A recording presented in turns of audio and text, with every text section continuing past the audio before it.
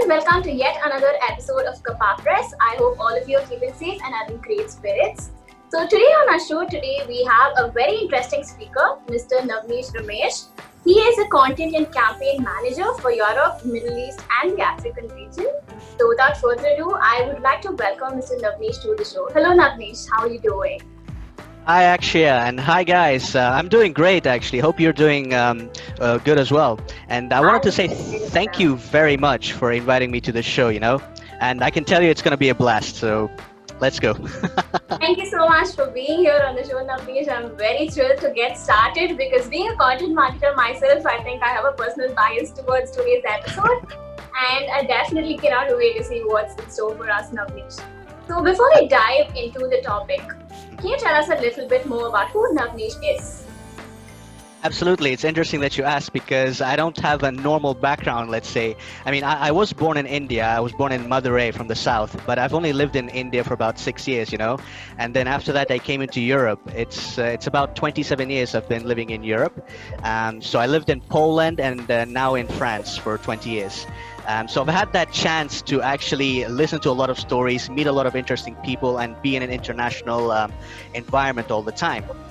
And in terms of professionally speaking, I have around 10 years of experience, and I've worked from small startups to huge multinationals in 6 different sectors of industry. So from pharmaceutical to insurance to video gaming, technology, enterprise solutions, and transports. I also hear you have authored a book. Do you want to talk to us about that, Novnish? Oh wow! So I see that you've done a little bit of research on me. For sure, yeah. Actually, when I finished my MBA, I had to write a thesis, but instead I wrote a book. It was about sensory marketing. It's quite a niche type of emotional marketing in a field, and basically what it does is that. We all have different senses, right? Seeing, speaking, smelling, touching, all of that. But what happens if you mix all of those 5 senses and give a marketing strategy? And that is what sensory marketing is, and it's what I had done on my book. Mm-hmm. All right. Wow, that is very interesting. And if I could get an autographed copy from yours, I think that would be a privilege. Sure. I'll send one. I don't know how long it's going to take, but sure, with pleasure. Thank you so much, Novnish. So I also know that you have an interesting quote by Bruce Lee that you live by. So do you want to talk about that?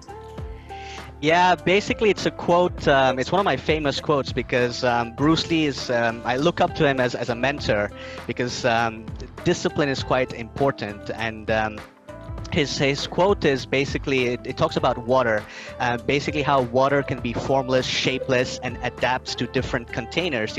If you pour water into a cup, it fills the cup, and if you pour water into anywhere else, it fills it. So in terms of that, as a marketeer, you have to be flexible, and especially in content marketing, you have to adapt your words, the strategies, according to your audience and the sector of industry.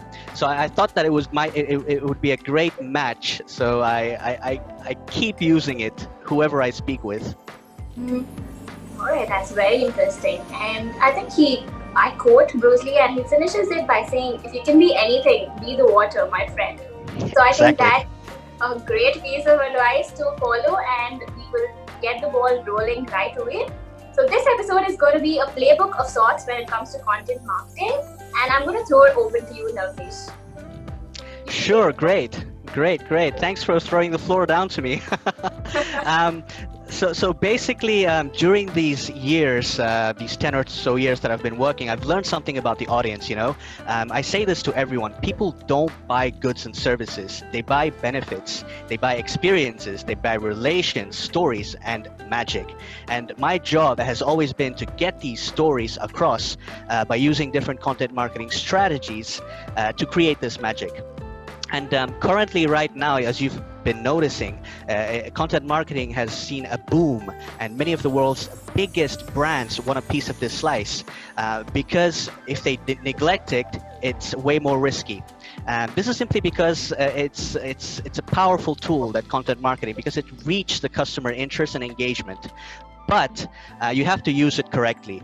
And this is what I want to lead into. I've seen that many small startups or small businesses, they cannot actually get that content marketing right. And I was just going to run you through maybe 3 or 4 examples of why these people cannot get that click, with content marketing. So let me start with one example. When you see a lot of companies with content marketing, they fail because they think that once they create this content and publish it, their job is done, and then people are just going to start rolling in and convert. I mean, this is wrong.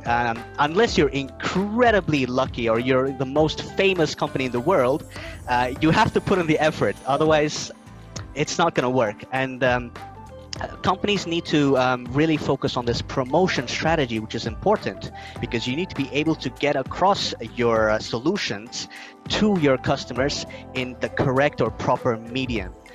So my advice to these companies is that focus on who it's for and how you're going to push it, and then come back and focus on what you're going to talk about, because this way you get this framework or structure, into your content. Feel free to interrupt me, ask me questions and stuff, because if you let me talk, I can keep talking for ages. Sure. I will if I have to. Please go. Sure. And so secondly, I've noticed that these companies focus so much on SEO keywords and algorithms that they completely forget about the human nature, To give you a story, it's a funny one, actually. I was at a conference recently and I heard a story from a seasoned SEO professional about how he ranked an entire website just using a lorem ipsum text. He ranked the complete website with fake words. Wow. So for me, this is completely wrong and pointless. And honestly, many businesses make this mistake of trying to solely write for search engines and to get on top of that top 10 or 20 Google rankings, but in the end, they completely forget about the humans that read it. So my advice for these content marketers or businesses is to focus on writing that aims to solve a problem or to add value, and to just have a comprehensive look at your content strategy, because if you write with value, automatically you're gonna rank higher because you're creating things that is needed by this audience, Mm-hmm. I definitely agree. Especially, I think I've felt the pressure myself, and it's very easy to get lost in the world of SEO and keywords. But yeah, like you said, if you have the purpose in mind, if you have the why clearly sorted, I think your content is going to rank automatically on the first page of Google. Absolutely, yeah. Another example I wanted to mention is that these small businesses, they think that content marketing requires such a huge budget, but this is wrong again, because the fact is that they immediately think about paid advertising. Yeah, it's a form of content marketing, but it's not the only form. And actually here, I would like to mention that you can even do content marketing on a shoestring budget, and I've done it. And actually here, I want to ask you a question, Akshaya, if you don't mind. What do you think that every business has that's an asset to them? I think the very identity of who they are and the story should be their asset. That's true, but there's something else that's missing here. Every businesses have customers, so they're the heart of your business, you see, and the key to your low budget problems. And I've spoken with a lot of C-level executives and business leaders, and they never have the time to spend with customers. They're always busy with so many things. And I also say this to many of my colleagues: is spend at least 1 hour with a customer, and trust me, you can get content worth a week. And let me elaborate that, because when you talk to a customer, he speaks about his pain points, what his expectations are. He gives you ideas to improve your product or service. He tells you what the competition is doing and what his future needs are. So, you see how much info you get from customers? And if you use these, you can transform these into testimonials, videos, blog articles, webinars, quotes. You see the content here? And what did you invest? A simple phone call. Zero, And you know what? It's not only customers. On the other side, you also have your sales. Speak to your sales. They can tell you actually how to do your content marketing strategy, because every day they're speaking to clients, you know? And actually, another example I wanted to say, this happens way too often, and as a content marketer, it's quite depressing to see, is that businesses, they keep selling, and this is quite wrong. I mean, you're swamping people with ads, pitches, instead of giving relevant information. And sorry to tell you the truth, but nobody cares about your branding, you know? Everyone is up to their neck and head with advertising and marketing. To give you an example, people see around 3,000 to 20,000 ads per day. And today's consumers, they immediately block out online marketing and sales content. I mean, I'm not saying branding is wrong, but if a brand only talks about themselves and corporate stuff, then that is wrong. And the point of your content marketing, again, is to build an audience that consumers share and that consumers trust, you know? So instead of selling, try maybe creating educational content, teach people. I mean, the products and services you have, provide them in an educational manner. The selling will automatically follow. It'll be in the background, you know, but the trust comes first, you know?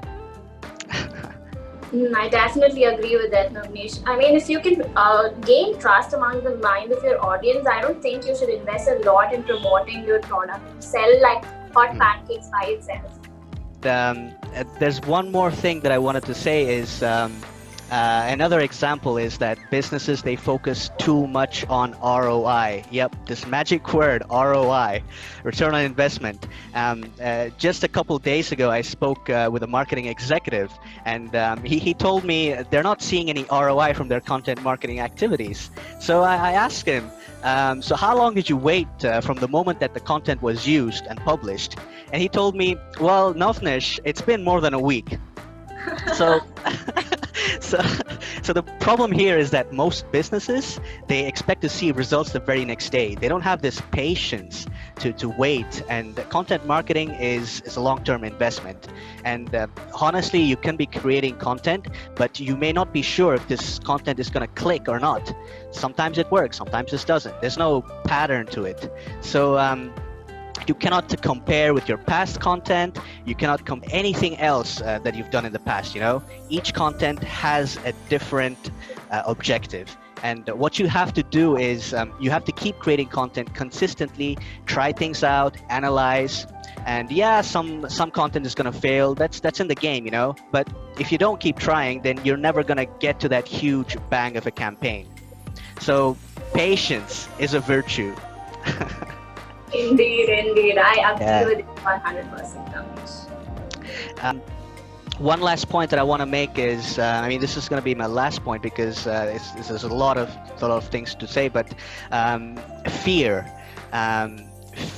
of putting out bad content. Fear thinking that if they publish something, that it's going to create a bad image. And so when you have this fear, you're thinking, okay, I'm going to offend a client or someone in the industry, whatever I put out. I mean, you know what? You're not Procter & Gamble. You're not Red Bull. You're a small organization. People out there don't know who you really are. So whatever you put out cannot possibly damage your brand or your identity. So most people fall into this comfort zone of producing exactly what their competition produces, but that's boring, you know? You really have to push and try different things, make a tone for yourself. And who knows, you know, that mistake that you think that you're gonna make, that might be your breakthrough, you know? So guys out there, businesses out there, just focus on all of these things. Just let yourself loose. Content is there to be just flowing, you know? That's the main takeaway here. I think that is beautifully put, Novnish. I mean, everybody starts somewhere, and I definitely empathize with you if you're starting out just as a new brand. I know it can be really intimidating, especially when the market has multiple long-standing players. But everybody starts somewhere, and I think you definitely should go for it. Exactly. Yeah, just take that first step. Are there any other common pitfalls when it comes to content marketing? There is, and I've seen this most often with huge multinationals actually, because what they do, I'll tell you the general process, what a huge multinational does. They hire a marketing person with a marketing degree. They completely trust that person because of this degree, and so this person creates a strategy. It may be right, it may be wrong, but most of the times it's wrong. So this guy or girl creates accounts on every single social media channel. He starts posting posts, tweets, all of that, and he sets up paid ads with no real consistency. He decides to push out blog articles to get some SEO working, and in the end, what happens? You spend a lot of money, but he gets no ROI. What's the problem here? The problem here is that content marketing, it's not something that works alone. You have to work with different departments. You have to work with customers. You have to work with sales.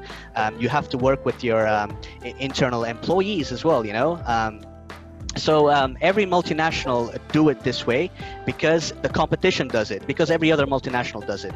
So when you actually sit down across the table as a project group and understand your buyer's persona, the buyer's journey, then automatically things fall into place. And just follow this process, and it's going to make life simple for you and for the audience, because you don't want to confuse them.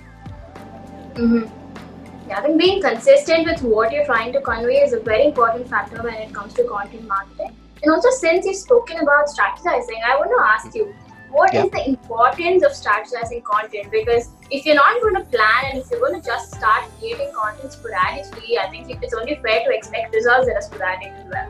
So how do you overcome that? How do you devise a foolproof content strategy? Absolutely, it's a great point, because strategy is actually the key of content marketing. And it all starts with, as I recently mentioned, the buyer persona. This is when you actually analyze your audience, who they are, where they are, what they're doing, what are their requirements. And then after that, once you get a clear picture, okay, I'm going to be selling to this person that needs this, you need to look at the buyer's journey, which is basically contains, three stages. You have the awareness stage, you have the consideration stage, you have the decision stage. And now your client can be in any of these stages, because awareness is what? The client recognizes that there's a problem, but and consideration is searching actively for a solution, and decision is, okay, I know what I need, I'm going to buy it. And if you push content that does not fit to any of these stages, then you're going to fail. And it's not also that. Certain types of content works specifically for certain stages. So you really have to plan things out. You have to have an editorial. You have to plan from the beginning, okay, I'm going to use a blog. I'm going to use it at this stage to this consumer. That way you can be for sure, you can avoid a lot of mistakes, and 80% of the time it's going to work. So that's why the strategy before you start doing anything is very important to a business. So what do you think about repurposing content? Because since we're talking about the long-term game when it comes to content, I think repurposing content is something that all brands should be capitalizing on. So what do you have to say on that? Absolutely. Repurposing content it should be the fundamental principle for content marketers out there, because you know why? When you repurpose content, you save money. And for example, you use a video or you use a blog article. This video or blog article can be cut down into different pieces or sections that could be repurposed as an Instagram post, or as a LinkedIn post, or even as a quote, or even as a checklist. So you see, just by producing one content, you can produce 6 or 7 contents following up. So it reduces cost and it reduces your time. And people just love seeing the same thing in a different way, because that way, whatever channel they go to, they are actually bombarded with your content. And this is very important to instill that presence in a consumer's mind. That was a brilliant answer, Novnish. So I think this discussion is taking a really nice form. So is there anything specifically that you want to address after this, Novnish? Yes, I do. Actually, people, when they think about content marketing, immediately they talk about blog articles, videos, all of that. But comics are the first type of content marketing out there, because you know why? kids especially, they love reading comics because of the rich storytelling, the high quality images, which really builds that strong relationship between the producer and the reader. So and another thing is that when you really want to become a great content marketeer, all you have to do is focus around you, especially kids. You can learn so much by just observing kids for your content marketing. I mean, trust me on that. Uh-huh. Yes, I definitely will trust you on that, because as I know you already have an 8-year-old yourself. I'm sorry, 8-month-old yourself. Yeah. Yes, 8-month, not 8-year-old. Not yet, not there yet. So I think I can definitely trust you on this because you have first-hand experience, which I'm yet to. So yeah, this leaves us with a very important question to wrap up, Novnish. And now that you've told me what content strategy is and what content marketing is, I often notice people getting confused between these two terms as well. So there was a very interesting analogy that I came across, and this was said by Robert Ross from the Content Marketing Institute. So what he said is that content marketers draw on the wall with magic markers, while content strategists do the finer lines with finer pens. So what do you have to say on this? It's an interesting visualization actually, and it's 100% true, because these two pillars of content creation, I would say, the marketeers and the strategy, they combine and work together. Because at one side, you have these marketeers, content marketeers, that really focus on the content creation. And while on the other side, you have these people, the strategists, that know exactly what type of content is good and fits where, when to push, and how to push. So if you mix these two people together, you have a blast of a content. Because in order to become a content strategist, you need to have done content marketing, because a content strategy is not the foundation, but it's the next level of content marketing. I mean, people can be excellent marketeers, but they cannot be excellent strategists. You know, so you need that mind, that vision, that long-term goal in your head, and not just creating stuff just like this, you know. So any last words before we wrap up the session? Basically, have a blast, create, try, do whatever you like, just follow your passion. Of course, yeah, you can follow your head, but emotion comes from the heart, not from the brain. Definitely. I think that's a great message to leave our audience with. And this brings us to the end of this episode, Novnish. Thank you so much for being here. It's been lovely talking to you, and definitely hope to see you again on our show, Novnish. Sure. Thank you again for inviting me. It's been a great blast sharing my experience to all of you out there. Hope I've been useful, and maybe looking forward to coming back on another episode. I'd love to have you back on our show, Novnish, and I bet everybody found this useful, so you don't have to worry about that as well. Alright guys, so now we've come to the end of this episode. Thank you for sticking around with us till now. I will see you in our next episode of Cuppa Press. Take care and stay safe.